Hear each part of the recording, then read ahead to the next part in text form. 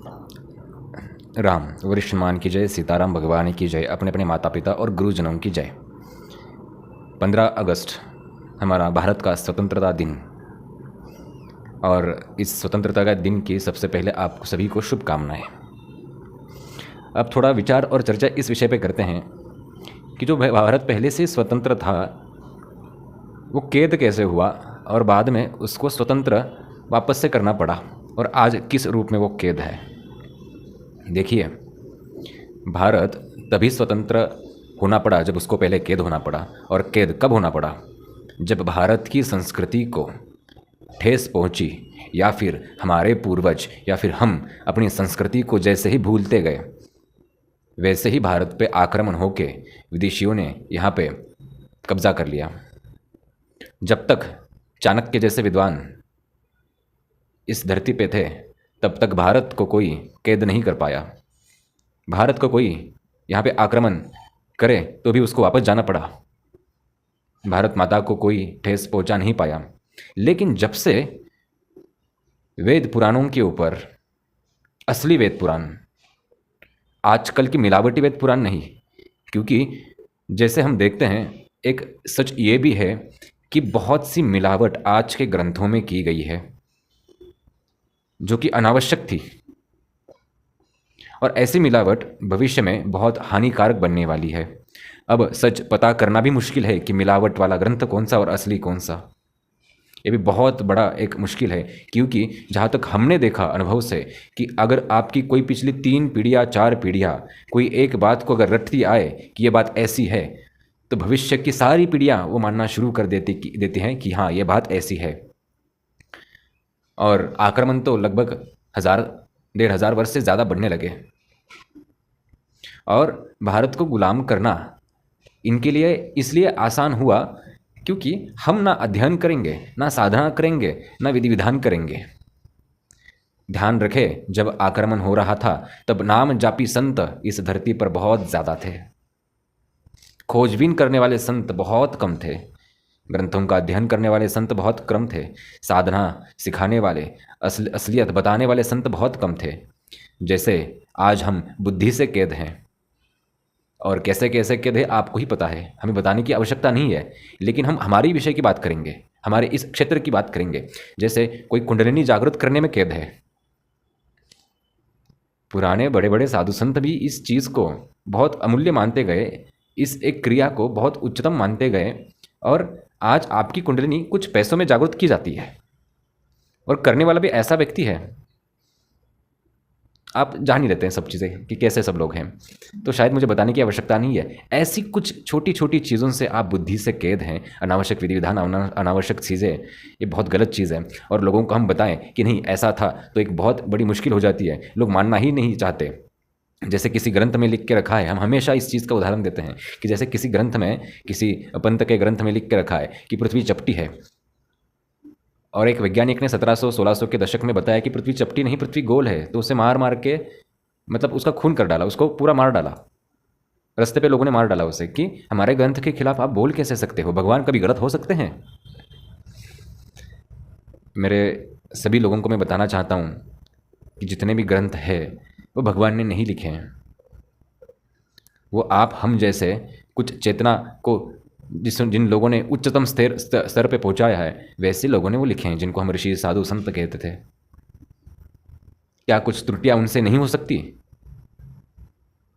और आज हुआ है कि पृथ्वी जैसे चपटी थी और फिर वैज्ञानिक को मार डाला, और आज भी वो लोग मानने को तैयार नहीं कि पृथ्वी गोल है, जबकि उन्हीं लोगों के ग्रह ऊपर यंत्र ऊपर जाके देखते हैं कि पृथ्वी गोल है, फिर भी वो मानते नहीं और ना ही अपने ग्रंथ को बदलने के लिए तैयार है। वैसे ही हमारी सोच है। कुछ अनावश्यक चीज़ें दिमाग में ऐसी बैठी है कि हम दिमाग से निकालने के लिए तैयार नहीं है। किसी के ऊपर सवारी आ रही है, हमेशा हम बोलते हैं, कोई कपूर ज़बान पे रख के जला के दिखा रहा है, कोई अंगारों पे चल के दिखा रहा है, कोई और कुछ करके दिखा रहा है, और लोग इनके पीछे भाग भी रहे हैं। आज बांग्लादेश में जो हाल हो रहा है, क्या ये सब लोग वहाँ पे कुछ मदद कर सकते हैं? नहीं। साधनाओं को, सिद्धियों को सिर्फ खेल समझ के रखा है, और एक चमत्कार दिखाने का माध्यम बना के रखा है, और लोग भी जहाँ पे चमत्कार वहीं पे भागेंगे। तो ऐसी आपकी भक्ति कब तक सफल होगी जिसमें स्वार्थ बहुत बड़ा छुपा है? भगवान से हमेशा मांगते हैं कि पुत्र दो, धन दो, हमें हमारी यह समस्या हल करो, लेकिन भगवान से कोई ये नहीं मांगता कि भगवान हमें सिर्फ आप ही चाहिए। सोने का आम देने वाला पेड़ चाहिए या फिर वो आम चाहिए, आपने तय करना होता है। तो जीवन में ऐसी अनावश्यक चीज़ें और बुद्धि से जो हम कैद हैं, शायद मुझे लगता है उनसे हम बाहर निकलेंगे तो हमारा जीवन सफल हो जाएगा। और मैंने बहुत अजीब चीज़ें देखी दरबार में। हम बहुत अजीब चीज़ें देखते हैं, अजीब लोगों से मिलते हैं, इतने पढ़े लिखे लोग, विद्वान लोग, फिर भी ऐसी चीज़ों में उलझे हैं। किसी ने कोई संप्रदाय बना के रखा है, कोई कुंडलिनी जागृत करके दे रहा है, कोई किसी चीज़ को मतलब बोल रहा है कि ये साधु संत, ये भगवान मुझसे बात करते हैं। कैसे संभव है सब चीज़ें? अगर भगवान बात करते तो उनसे पूछें कि कृपा करके बताएं कि बांग्लादेश जैसा हाल ना हो, ऐसा हमें क्या करना चाहिए।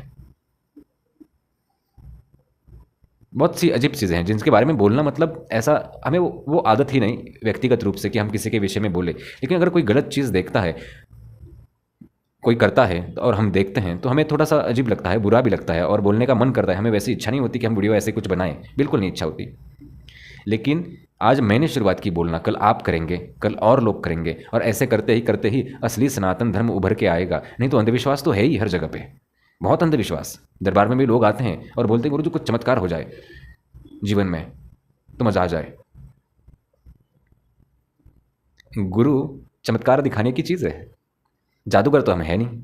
बाकी लोग होंगे शायद, दरबार लगाते हैं, हमारे पास कोई ऐसे जादू है नहीं। असली सत्य सनातन धर्म को जाने, विज्ञान है ये सब सारा। सनातन सारे ग्रंथ एक मैनुअल बुक की तरह है। जैसे हम टीवी खरीदते हैं, टीवी खरीदने के बाद उसके साथ एक पुस्तक मिलती है जिसमें लिखा होता है कि ये बटन दबाओ तो ऐसे होगा, वो करो तो वैसे होगा। वैसे ही वेद पुराण शास्त्र ये सब चीज़ें हैं, कब उनको हम जानेंगे? और कब तक राम राम कृष्ण कृष्ण, प्रतिदिन 1 लाख राम नाम जाप हम भी करते हैं। नाम जाप करने के चक्कर में कृपा करके पूरा दिन व्यतीत ना करें, कृपा करके ग्रंथों को जाने, सनातन धर्म की परंपराओं को जाने, विधि विधान को जाने। और कोई साधु संत आपको ये बोलता है कि नहीं नाम जाप करो सब चीज़ें सफल हो जाएंगी, कृपा करके एक बार तुकाराम महाराज जी को भी सुने, संत तुकाराम। और भी बहुत बड़े बड़े सिद्ध संत पुराने ज़माने के, उनको सुने। वो भी कहते कि कर्म जरूरी है। छत्रपति शिवाजी महाराज उनके पास गए तो क्या बोले कि नहीं आपको ये सही नहीं, आप भगवान की शरण में नहीं, आप देश की शरण में जाए, आपको देश की सेवा करनी, आप देश के लिए लड़े। ऐसा बोला छत्रपति शिवाजी महाराज जी को। और आज के साधु संत नहीं, सब कुछ छोड़ दो और नाम जाप करो, सब हल हो जाएगा। कैसे हो जाएगा? कैसे संभव है? नहीं चीज़ें संभव। कुछ चीज़ें मतलब वास्तविकता सत्य बोलना हमें पसंद है। और जैसे मैंने शुरुआत में ही कहा कि आपकी बुद्धि नहीं बदलने वाली, क्योंकि आपको दिमाग में रटा है, टीवी पे देखा है, किताबें पढ़ा है, और टीवी पे आने वाले, मोबाइल पे आने वाले सभी संतों ने बताया कि ऐसा ऐसा करो, नाम जाप करो तो सब सिद्ध हो जाएगा। आपके दिमाग से ये चीज़ जाने वाली है ही नहीं। दुर्बल बनता जाएगा, ऐसे करेंगे तो भारत पूरा दुर्बल बनता जाएगा। और जब नाम जाप बढ़ा था तभी आक्रमण ज़्यादा बढ़ा था। और हाँ, कलयुग नाम आधारा, बात बिल्कुल सत्य है। इसलिए तो हम प्रतिदिन 1 लाख से ज़्यादा राम नाम का जाप करते हैं। कृपा करके नाम जाप के साथ अगर आप सनातन विज्ञान को जाने, ग्रंथों को पढ़े लिखे, तो बहुत प्रगति हो सकती है इस भारत की। और विज्ञान पर ज़्यादा फोकस करें। विज्ञान आज इतना पीछे है कि वो सनातन की कुछ चीज़ों को समझने में असमर्थ है। भविष्य में वो समर्थशाली हो जाएगा, लेकिन हमें उसमें सहयोग देना पड़ेगा। तो विज्ञान की तरफ बढ़ें। और मुझे आशा करता हूँ कि बहुत सी चीज़ों को आपको, मतलब हम बार बार कुछ चीज़ें बोलते हैं क्योंकि आपको बार बार बोलेंगे तो शायद समझ में आएगा, नहीं तो आप भूल जाएंगे। वैसे भी घर का, यहाँ वहाँ का सब आपको चिंता रहती है, टेंशन रहता है, कब तक याद रखेंगे? तो थोड़ा हम याद दिलाने की कोशिश करते हैं।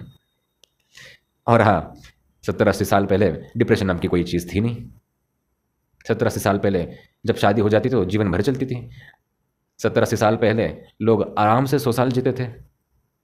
और 70-80 साल पहले लोग वचन के भी पक्के थे। क्या आज ऐसी चीज़ें हैं? क्या ऐसा हुआ अचानक से कि भारत में सब बदल गया? संस्कृति ही भूल गए हम। काफ़ी है 2 लाख वर्ष की संस्कृति 200 वर्ष में ख़त्म करने, काफ़ी है। हो सकती है ख़त्म। अंग्रेज़ों ने वैसे ही किया है। वहाँ पे जाके वो ग्रंथों पे खोज करेंगे और यहाँ पे आके हमारी ही यूनिवर्सिटीज़ में पढ़ाएंगे सब चीज़ें, और हम बोलेंगे कि अंग्रेज़ बहुत होशियार। वाह! कभी गहराई से बैठ के चिंतन करें कि आप जो कर रहे हैं क्या वो सही है। और हाँ, गुरु जीवन में रहेंगे तो प्रकाश जरूर रहेगा जीवन में, सूर्योदय जरूर होगा। लेकिन ये ना माने कि गुरु रहेंगे तो समस्याएं नष्ट, सारी मूल से नष्ट हो जाएंगी। ये ना माने कि गुरु रहेंगे तो कल से ही भंडार सारे धन के भर जाएंगे। प्रभु श्री राम के भी गुरु थे, फिर भी वनवास जाना पड़ा। श्री कृष्ण जी के भी गुरु थे, फिर भी जीवन भर युद्ध करना पड़ा। और हम हमेशा ये बात बोलते हैं कि प्रभु श्री राम सीता माता के लिए गए थे लंका युद्ध करने, प्रेम वहाँ पे दिखता है साफ। और श्री कृष्ण जिनका जन्म और जिनका मृत्यु, इसके बीच में वो सिर्फ और सिर्फ अपना ज़्यादातर समय युद्ध में ही बिताते गए। तो आप ही तय करें कि प्रेम के देवता और युद्ध के देवता कौन है। मैं दोनों में भेदभाव नहीं कर रहा, ना साधु संतों में भेदभाव करते हैं हम, बिल्कुल नहीं, सब एक ही है। लेकिन सबकी ऊर्जा का स्तर और सबके, जैसे हम इंग्लिश में बोलते हैं, एलिमेंट्स अलग अलग है। इस विषय को हम जानना चाहिए। और हाँ, ध्यान में रहे कि वरिष्ठ हनुमान जी में दरबार में जिनको भी आना है, हर रविवार सुबह 11:30 बजे से पहले, फिर से सुनिए, हर रविवार सुबह 11:30 बजे से पहले यहाँ पे आपको आना अनिवार्य है। नीचे आपको व्हाट्सअप नंबर दिया जाएगा, वहाँ पे आप व्हाट्सअप करेंगे तो आपको पूरा पता भेज दिया जाएगा। Ruby hall metro station, Dhole Patil road या फिर बन गार्डन रोड आप बोल सकते हैं। पुणे में यह स्थान है, पुणे रेलवे स्टेशन से बहुत नज़दीक है, चल के आ सकते हैं 2 मिनट के अंदर। वीडियो कॉल पे, फ़ोन पे हम ज़्यादा बात नहीं करते। और हाँ, व्हाट्सअप करेंगे तो कृपया थोड़ा इंतज़ार करें, क्योंकि जल्दी रिप्लाई नहीं आता, मोबाइल हमारे पास नहीं रहता। सभी को लगता है कि मोबाइल हम लेके चलते हैं, हमारे पास कृपा करके वो व्हाट्सअप वाला मोबाइल नहीं रहता। जब भी हमें समय हो तो हम बोल देते हैं किसी को तो हमें सब चीज़ें दिखाए, तो फिर हम लोगों को उस हिसाब से कुछ बताने की कोशिश करते हैं। लेकिन आपका नाम और आपका गांव वहाँ पे बताए। अगर कुछ हमें आपको बताने की मतलब ये रहा तो हम बता भी देंगे कभी कभी फ़ोन पे, वीडियो कॉल पे, ठीक है। और दरबार संपूर्णतः निःशुल्क है, कोई भी चार्जेस नहीं। लेकिन अगर स्वेच्छा से कोई दान करे तो स्वीकार्य है, क्योंकि भविष्य में जाके मंदिर और सारी चीज़ों की व्यवस्था हमें करनी है। और हर मंगलवार यहाँ पे हवन भी होता है, तो वो भी सब चीज़ों का, सब धन की आवश्यकता सब चीज़ों को लगती है। जो कृपा करके अगर किसी को दान पुण्य करना है तो भी स्वीकार्य है। और दरबार तो वैसे भी निःशुल्क है। आते समय सभी को एक एक मुट्ठी लौंग, लगभग 50 से 100 ग्राम लौंग लेके आनी है। पीली सरसों 50 ग्राम रहेगी, 20 ग्राम रहेगी, लेके आनी है। इतनी चीज़ें आप लेके आएंगे, काफ़ी है। आशा करता हूँ कि आज का संवाद आपको समझ में आया होगा। और कृपा करके देश तो आज़ाद हुआ, बुद्धि को भी आज़ाद करें। और मुझे लगता है कि आप आज़ाद हो जाएंगे। और कुछ लोग तो आज़ाद होना नहीं चाहते, क्योंकि वो तो बैठे इस भ्रम में कि हमारे इस ग्रंथ में ऐसा ऐसा लिखा है तो हम ऐसे ऐसे ही करेंगे, यही हमारे देवता, यही हमारे सब कुछ। नहीं होगा वैसे, सबका काम, सबका रोल अलग अलग है इस दुनिया में। थोड़ा बुद्धि का विस्तार करें कृपा करके। राम वरिष्ठ हनुमान की जय।